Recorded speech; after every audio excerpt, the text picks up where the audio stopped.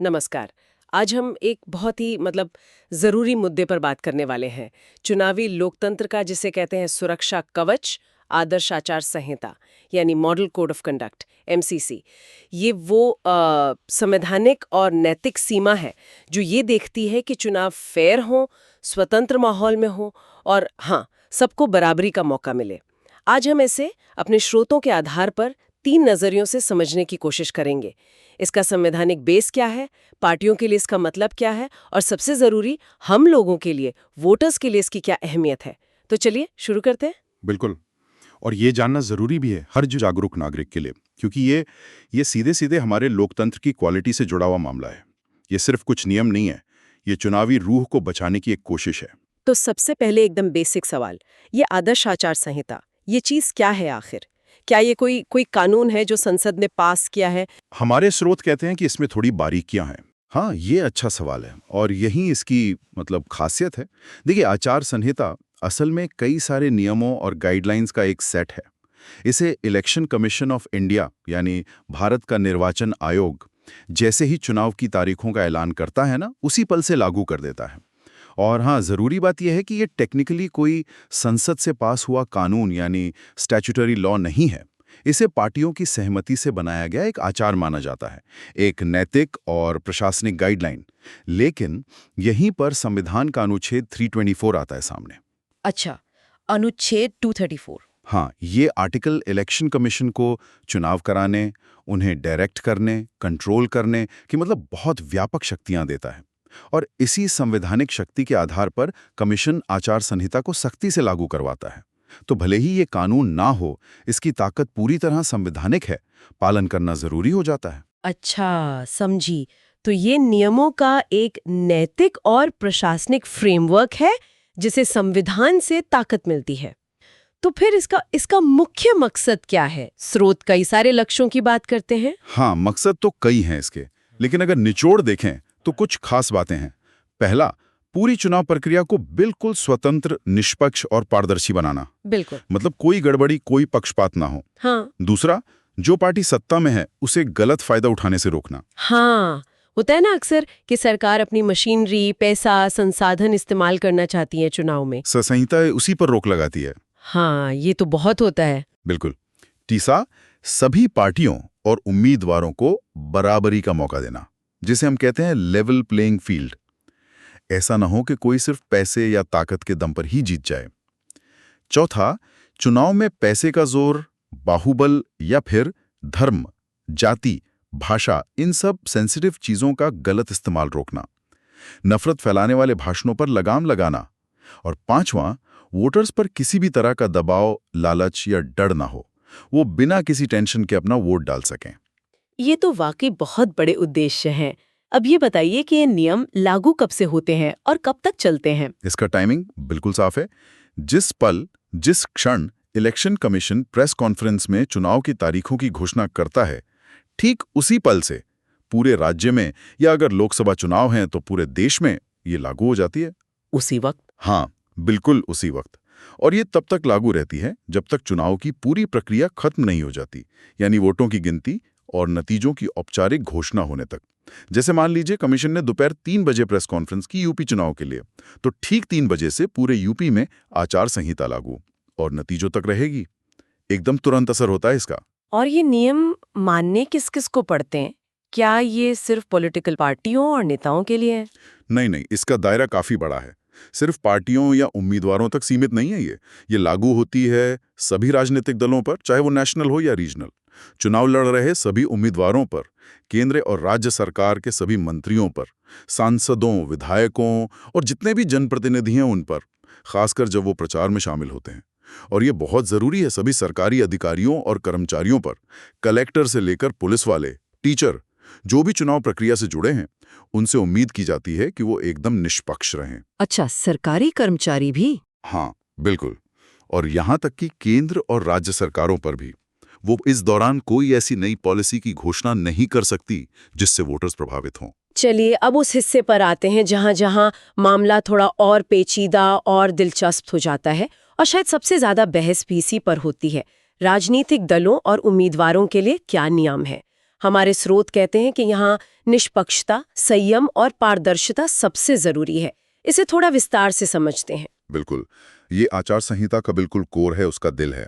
इसे हम कुछ हिस्सों में बांटकर देख सकते हैं। सबसे पहले प्रचार प्रसार का तरीका, कैंपेन कंडक्ट। यहाँ गाइडलाइंस बहुत साफ हैं। कोई भी पार्टी या उम्मीदवार धर्म, जाति, समुदाय, भाषा या इलाके के नाम पर वोट नहीं मांग सकता। ना ही कोई ऐसी बात कह सकता है जिससे अलग अलग समुदायों में टेंशन बढ़े। जैसे ये कहना कि सिर्फ हमारी जाति या धर्म के लोग हमें वोट दें, या फलाना समुदाय आपका दुश्मन है। इस तरह की बातें पूरी तरह से बैन है। दूसरा, जो आपके विरोधी उम्मीदवार हैं, उन पर पर्सनल अटैक करना, उनके निजी जीवन, उनके चरित्र या बिना सबूत के आरोप लगाना, ये सब मना है। आलोचना करनी है तो नीतियों की करें, प्रोग्राम की करें, व्यक्तिगत नहीं। तीसरा, नफरत फैलाने वाले भाषण देना, हेट स्पीच जिसे कहते हैं, या फेक न्यूज फैलाना, ये आजकल सोशल मीडिया के जमाने में बहुत बड़ा चैलेंज है। तो ये नियम वहां भी उतनी ही सख्ती से लागू हैं। मॉर्फ फोटो, झूठे वीडियो या गलत जानकारी फैलाना, ये सब गंभीर उल्लंघन है।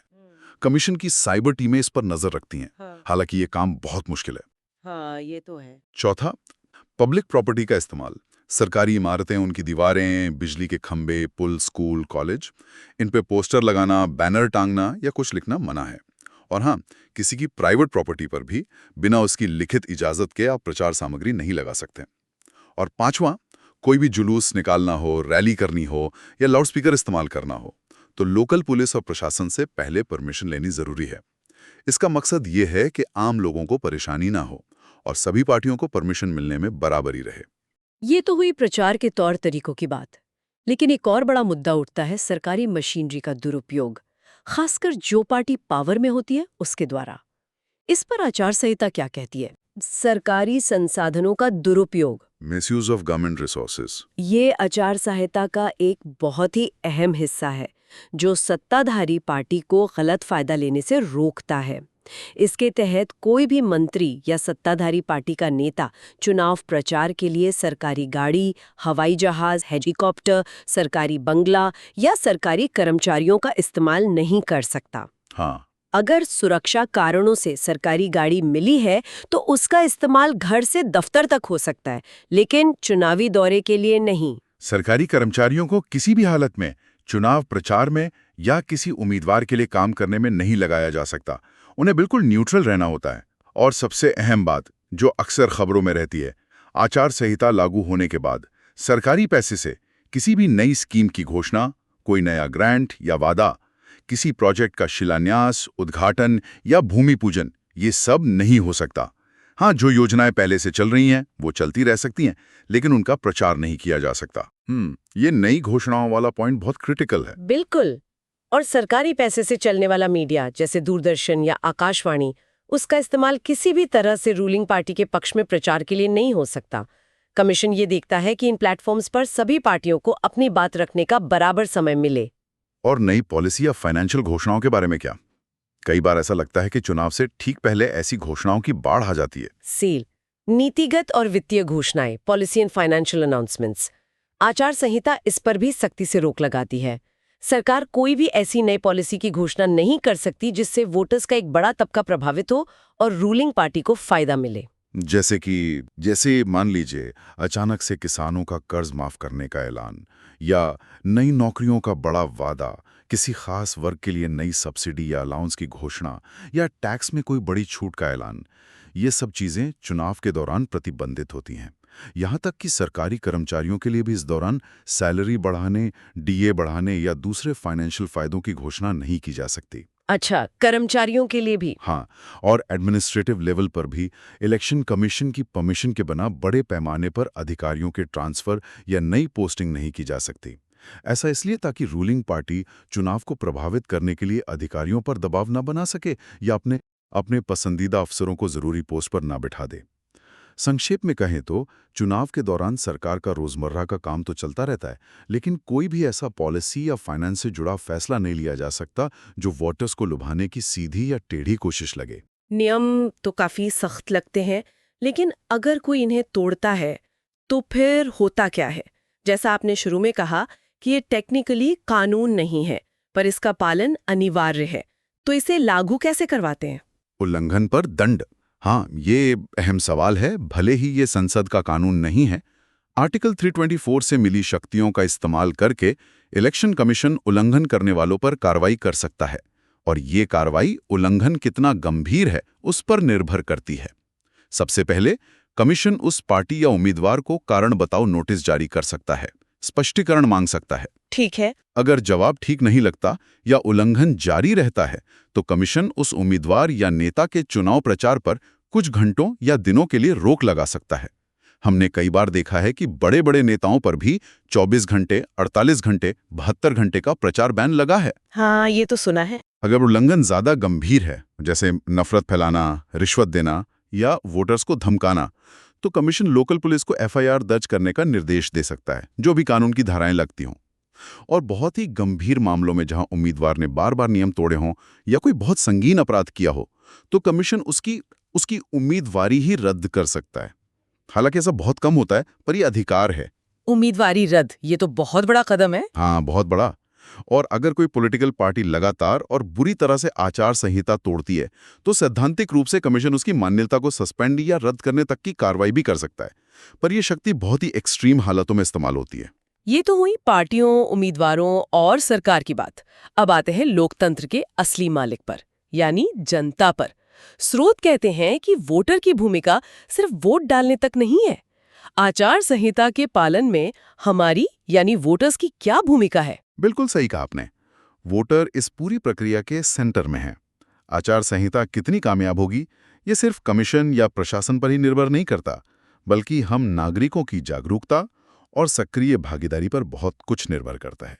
इसमें दो पहलू हैं, हमें क्या करना चाहिए और क्या नहीं करना चाहिए। तो पहले बात करते हैं कि एक जागरूक वोटर को क्या करना चाहिए। ए, मतदाता को क्या करना चाहिए।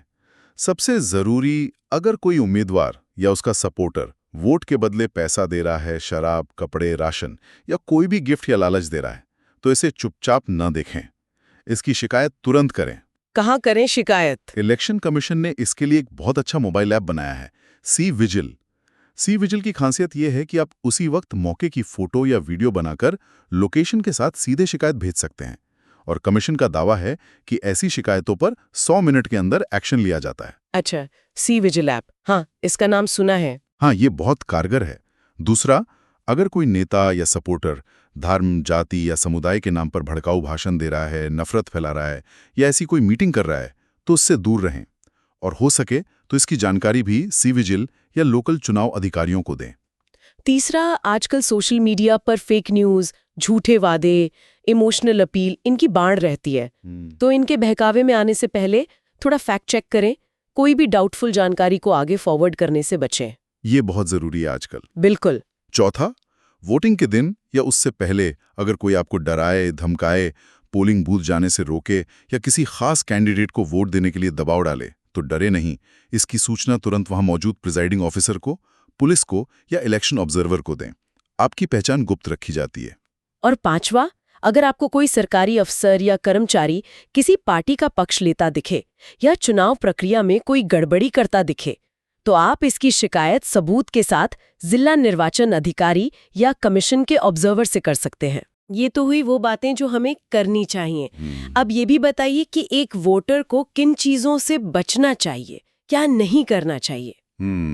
मतदाता को क्या नहीं करना चाहिए। सबसे पहली और अहम बात, किसी भी कैंडिडेट या पार्टी से पैसा, शराब या कोई और फायदा लेकर वोट देना, ये सिर्फ गलत ही नहीं बल्कि कानूनन जुर्म भी है। इंडियन पेनल कोड और representation of the people act के तहत ये दंडनीय अपराध है। इसमें रिश्वत देने वाले और लेने वाले दोनों को सजा हो सकती है। ओह, ये जानना जरूरी है। हाँ। दूसरा, पोलिंग स्टेशन के 100 मीटर के दायरे में और पोलिंग बूथ के अंदर किसी भी पार्टी का चुनाव चिन्ह दिखाना, कोई प्रचार सामग्री ले जाना, नारे लगाना या वोट मांगना, ये सब सख्ती से मना है। तीसरा, वोट डालने की जो प्रक्रिया है उसकी सीक्रेसी बनाए रखना जरूरी है। ईवीएम या वीवीपैट की फोटो खींचना या वीडियो बनाना और उसे सोशल मीडिया पर डालना, ये प्रतिबंधित है। इससे आपकी अपनी प्राइवेसी भी भंग होती है और ये कानूनी कार्रवाई का कारण भी बन सकता है। चौथा, किसी भी पार्टी के लिए गैर कानूनी तरीके से प्रचार ना करें, जैसे बिना परमिशन के पोस्टर लगाना या सोशल मीडिया पर पेड प्रमोशन करना बिना ये बताए कि ये पेड है, या किसी ऐसी जगह प्रचार करना जहां मनाही हो। प्रशासन की भूमिका का भी जिक्र हमारे स्रोतों में है। संक्षेप में उनकी क्या जिम्मेदारी होती है इस दौरान? हाँ, देखिए, चुनाव के दौरान पूरा एडमिनिस्ट्रेशन और पुलिस मशीनरी एक तरह से इलेक्शन कमीशन के अंडर काम करती है। उनकी सबसे बड़ी जिम्मेदारी है पूरी तरह से निष्पक्ष यानी न्यूट्रल रहना। उन्हें किसी भी नेता या पार्टी को कोई स्पेशल फेवर नहीं देना चाहिए, नहीं किसी के दबाव में आना चाहिए। सरकारी संसाधन जैसे गाड़ी, बिल्डिंग या कर्मचारी, इनका इस्तेमाल सिर्फ ऑफिशियल या इलेक्शन ड्यूटी से जुड़े कामों के लिए होना चाहिए, किसी पार्टी के पक्ष में प्रचार के लिए बिल्कुल नहीं। पुलिस को लॉ एंड ऑर्डर मेंटेन करना होता है ताकि वोटर बिना डरे वोट डाल सके। डिस्ट्रिक्ट मजिस्ट्रेट जो जिला निर्वाचन अधिकारी भी होते हैं और एसपी की भूमिका इसमें बहुत ही महत्वपूर्ण होती है। उनकी निष्पक्षता ही फेयर इलेक्शन की नींव है। संक्षेप में कहें तो आदर्श आचार संहिता सिर्फ नियमों की एक लिस्ट नहीं है। यह हमारे चुनावी लोकतंत्र की उसकी आत्मा को बनाए रखने वाला एक नैतिक और प्रशासनिक ढांचा है। यह कोशिश करता है कि चुनाव सिर्फ सत्ता और पैसे का खेल न बने, बल्कि आइडियाज, पॉलिसीज और लोगों की उम्मीदों का आईना बने। ये पावर के गलत इस्तेमाल पर रोक लगाती है, सभी को मुकाबले के लिए एक बराबर जमीन देती है और सबसे बढ़कर वोटर को ये भरोसा दिलाती है कि वो बिना किसी बाहरी दबाव या लालच के अपनी मर्जी से अपना नेता चुन सकता है। और इसकी कामयाबी किस पर निर्भर करती है? देखिए, इसकी कामयाबी किसी एक संस्था पर नहीं है, ये एक कलेक्टिव जिम्मेदारी है। इलेक्शन कमीशन कितना निष्पक्ष और सख्त है, पॉलिटिकल पार्टियों और उम्मीदवार कितना नैतिक आचरण दिखाते हैं, एडमिनिस्ट्रेशन और पुलिस कितने न्यूट्रल रहते हैं, और सबसे जरूरी हम जैसे जागरूक और एक्टिव वोटर कितने शामिल होते हैं, इन सब पर निर्भर करता है कि आचार संहिता कितनी सफल होती है। ये एक लगातार चलने वाला काम है जिसमें सुधार की गुंजाइश हमेशा रहती है। बिल्कुल। और जाते जाते अपने श्रोताओं के लिए एक सवाल या एक विचार छोड़ जाते हैं। आचार संहिता जो पारंपरिक चुनावी गड़बड़ियां हैं उनको रोकने में तो काफी हद तक कामयाब रही है, लेकिन आज का जो डिजिटल जमाना है, जहां फेक न्यूज, प्रोपेगेंडा और वोटर्स को बहुत ही सूक्ष्म तरीकों से प्रभावित करने के नए नए तरीके आ गए हैं, जैसे डेटा एनालिटिक्स, साइकोग्राफिक टारगेटिंग, क्या ऐसे में मौजूदा आचार संहिता काफी है, या हमें चुनावी ईमानदारी और लोकतंत्र की पवित्रता बनाए रखने के लिए और भी गहरे, शायद स्ट्रक्चरल सुधारों और नए नियमों की जरूरत है? इस पर सोचिएगा जरूर।